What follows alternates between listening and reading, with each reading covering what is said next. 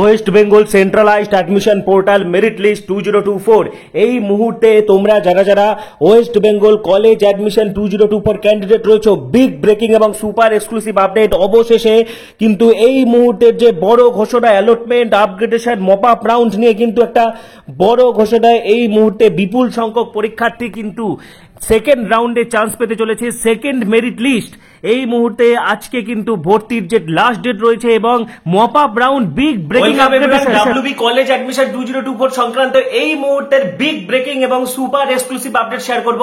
এই মুহূর্তে তোমরা যারা যারা centralized admission portal 2024 merit list নিয়ে চিন্তা করছো, এই মুহূর্তের সব থেকে বড় আপডেট কিন্তু চলে এসেছে। ঠিক আছে, বিস্তারিত তথ্য শেয়ার করব, একদম তোমাদের চিন্তা করার কোনো কারণে। এবং ইতিমধ্যে কিন্তু আজকে লাস্ট ডেট, আজকে কিন্তু সেন্ট্রালাইজড অ্যাডমিশন পোর্টালের ফার্স্ট মেরিট লিস্টে ভর্তির একদম লাস্ট ডেট রয়েছে। ঠিক আছে, বিস্তারিত তথ্য শেয়ার করবো। তার আগে বলছি, যারা আমাদের চ্যানেলে নতুন ভিডিও দেখছো এখনই সাবস্ক্রাইব করো। কলেজ অ্যাডমিশন সংক্রান্ত সমস্ত আপডেট তোমরা টাইম টু টাইম এখানেই পেয়েছো, একদম অথেন্টিক।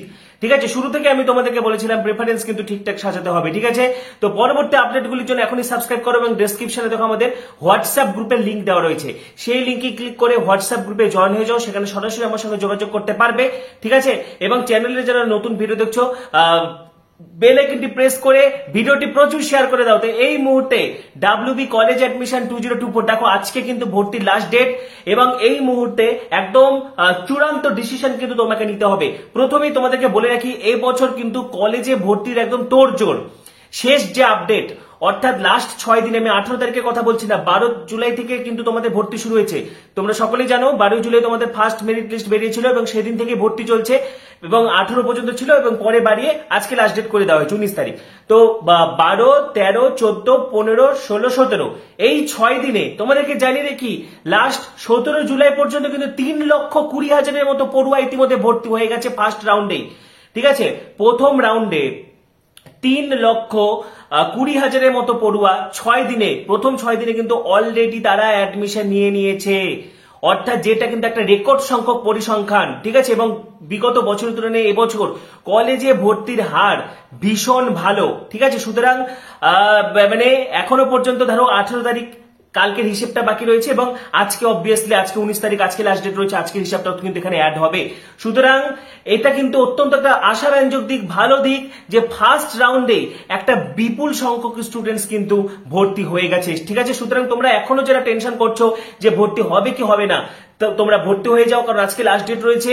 ঠিক আছে, কারণ ভর্তি না হলে কিন্তু সিটটা ক্যান্সেল হবে। এই কথা কিন্তু বিকাশ ভবন থেকে, রাজ্য উচ্চ শিক্ষা দপ্তর থেকে বারবার বলে দেওয়া হয়েছে। আমরাও তোমাদেরকে বারবার জানিয়ে দিয়েছি যে অ্যাডমিশন না নিলে কিন্তু সিটটা তোমার থাকবে না এবং অ্যাডমিশন না নিলে কোনোভাবেই তুমি 24 জুলাই, আগে 23 জুলাই বেরোনোর কথা ছিল, 24 জুলাই সেকেন্ড মেরিট লিস্ট আপগ্রেডেশনের লিস্ট বেরোবে, সেই লিস্টে তোমাকে কনসিডার করা হবে না যদি তুমি ফার্স্ট রাউন্ডে ভর্তি না হও। কিন্তু ফার্স্ট রাউন্ডে ভর্তি না হলে তুমি সরাসরি মপ আপ করতে পারবে, যেটা 8ই আগস্ট থেকে শুরু হবে। কিন্তু ফার্স্ট রাউন্ডে ভর্তি না হলে কোনোভাবেই কিন্তু তুমি সেকেন্ড মেরিট লিস্টের জন্য এলিজিবল হবে না। তুমি যদি ভর্তি হও তাহলে তোমাকে আপগ্রেডেশনের জন্য কনসিডার করা হবে।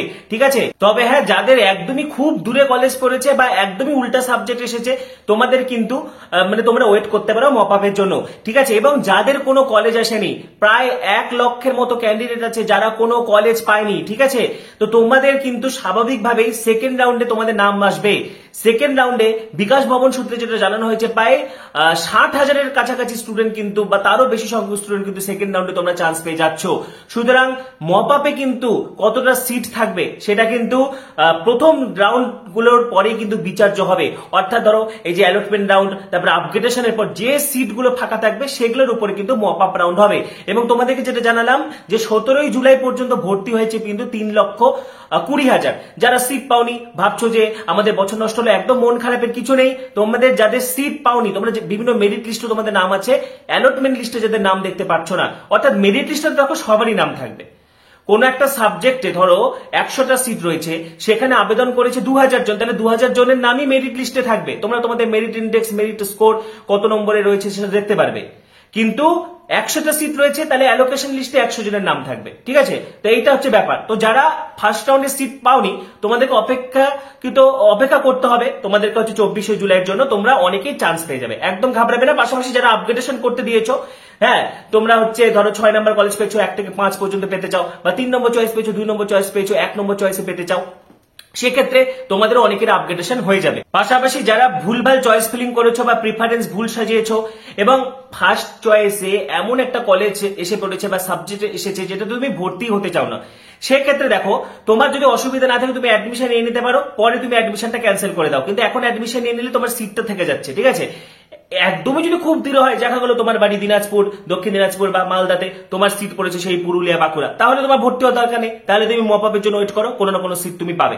কিন্তু যদি তোমার দেখা যাচ্ছে কাছাকাছি পড়েছে বা ধরো যে কলেজে তুমি হতে চাও সেই কলেজেই পড়েছে কিন্তু সাবজেক্টটা পছন্দ মতো হয়নি, তাও তুমি অ্যাডমিশন নিয়ে নাও। ঠিক আছে, পরে তুমি সাবজেক্ট চেঞ্জ করতে পারবে, কলেজেও কিন্তু সিট ফাঁকা থাকলে সাবজেক্ট ইন্টারচেঞ্জ করা যায়, সুতরাং এমন কিছু অসুবিধা নেই।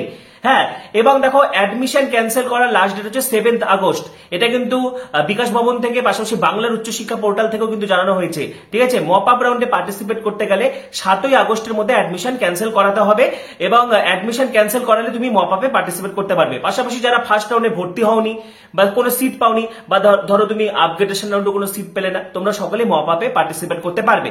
এবং একজন ক্যান্ডিডেট কিন্তু দুবার রেজিস্ট্রেশন করতে পারবে না, মপ আপের জন্য কিন্তু নতুন করে রেজিস্ট্রেশন করতে পারবে না, শুধু চয়েসটাকে চেঞ্জ করতে পারবে।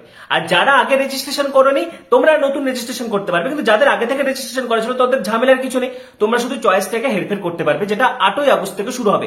এবং তার জন্য কিন্তু 7 আগস্টের মধ্যে তোমাদেরকে তোমাদের যে অ্যাডমিশনটা রয়েছে সেটাকে কিন্তু ক্যান্সেল করে দিতে হবে। ঠিক আছে,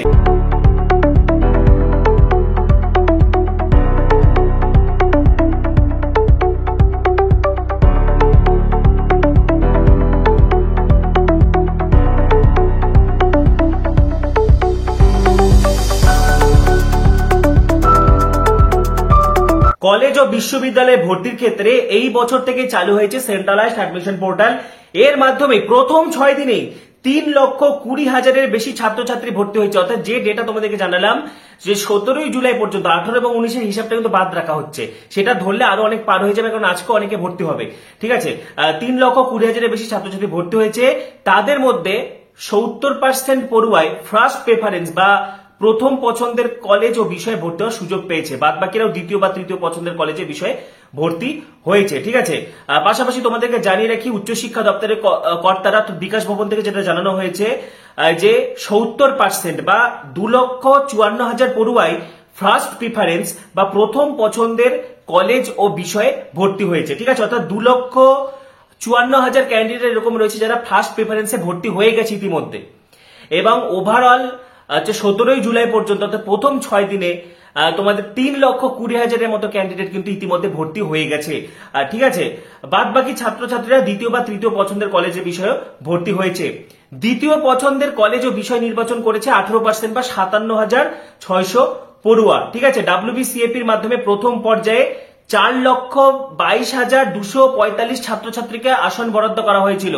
অর্থাৎ দেখো এবছর তোমরা সকলে যেন 5 লক্ষের মতো আবেদন পড়েছিল, তার মধ্যে আসন দেওয়া হয়েছিল 4,22,000 ক্যান্ডিডেটকে, সেখানে কিন্তু 3,20,000 ইতিমধ্যে ভর্তি হয়ে গেছে। ঠিক আছে, পাশাপাশি ছাত্রছাত্রীদের আবেদনের নিরিখে এবছর কিন্তু আবেদন বেড়েছে। ঠিক আছে, আবেদন যেরকম বেড়েছে ছাত্রছাত্রীদের ভর্তি হওয়ার প্রবণতাও বেড়েছে এবং কলেজে ভর্তিতে কিন্তু হাড্ডাহাড্ডি কম্পিটিশন, কারণ স্বাভাবিকভাবে অনেকের নাম্বার ভালো রয়েছে। পাশাপাশি কিন্তু ভিন রাজ্যের পুরোরাও কিন্তু অ্যাপ্লাই করেছে, বাইরের রাজ্য থেকে যেমন বিহার, ঝাড়খণ্ড, আসাম, এমনকি জম্মু কাশ্মীর, উত্তরপ্রদেশ, এগুলো থেকেও কিন্তু প্রচুর সংখ্যক ক্যান্ডিডেট, প্রায় 90,000 ক্যান্ডিডেট এরকম রয়েছে যারা কিন্তু বাইরের রাজ্য থেকে এখানে অ্যাপ্লাই করেছে। ঠিক আছে, এবং শিক্ষামন্ত্রী কিন্তু ভিন রাজ্যের পড়ুয়াদের স্বাগত জানিয়েছে। ঠিক আছে, পাশাপাশি দেখো এখানে তোমাদেরকে জানিয়ে রাখি আশুতোষ কলেজের অধ্যক্ষ মানস কবি বলেন এদিন দুপুর পর্যন্ত 1,053 জন ভর্তি হয়েছে, অন্য বছরের তুলনায় এবার প্রথম দফায় ভর্তির হার যথেষ্ট আশাব্যঞ্জক। মালদা কলেজ থেকেও একই জিনিস জানানো হয়েছে যে ভর্তি ভালোই হচ্ছে, কিন্তু ইডব্লিউএস ক্যাটাগরিতে কিন্তু সিট এখনো ভরছে না। ঠিক আছে, ইডব্লিউএস ক্যাটাগরিতে যেহেতু সার্টিফিকেট লাগবে ইডব্লিউএস, সেই জন্য ইডব্লিউএস ক্যাটাগরিতে একটু ভর্তিটা কম হচ্ছে। পাশাপাশি সুরেন্দ্রনাথ কলেজের অধ্যক্ষ ইন্দ্রনীল কর জানান এখনো অবধি 1200 ছাত্রছাত্রী ভর্তি হয়েছে, অন্যান্য বছর প্রথম তালিকা থেকে এত ছেলেমেয়ে কিন্তু ভর্তি হতো না। ঠিক আছে, স্বাভাবিকভাবেই এই যে প্রথম রাউন্ড ফার্স্ট রাউন্ডে কিন্তু ভর্তির হার যথেষ্ট আশাব্যঞ্জক। সুতরাং তোমরা যারা যারা কলেজ পেয়েছো তোমরা কিন্তু ভর্তি হয়ে যাও, না হলে কিন্তু সিটটা বাতিল হবে। এবং যাদের একদমই দূরে পড়েছে তোমরা মপ আপের জন্য ওয়েট করো, এবং অ্যাডমিশন ক্যান্সেল করার লাস্ট ডেট কিন্তু 7ই আগস্ট। ঠিক আছে, তো আজকের ভিডিওতে কিন্তু আমি এই মুহূর্তে বিগ ব্রেকিং এবং সুপার এক্সক্লুসিভ আপডেট শেয়ার করে দিলাম। তোমাদের আরো কিছু জানা থাকলে কমেন্টে অবশ্যই জানাবে, এবং ডেসক্রিপশনে দেখো আমাদের হোয়াটসঅ্যাপ গ্রুপের লিঙ্ক দেওয়া রয়েছে, সেটি ক্লিক করে গ্রুপে যুক্ত হয়ে যাও। পাশাপাশি পরবর্তী ভিডিওগুলির জন্য এখনই সাবস্ক্রাইব করো, পাশে থাকা বেল আইকনটা অবশ্যই প্রেস করো, এবং ভিডিওটি প্রচুর শেয়ার করে দাও। সবাইকে অসংখ্য ধন্যবাদ।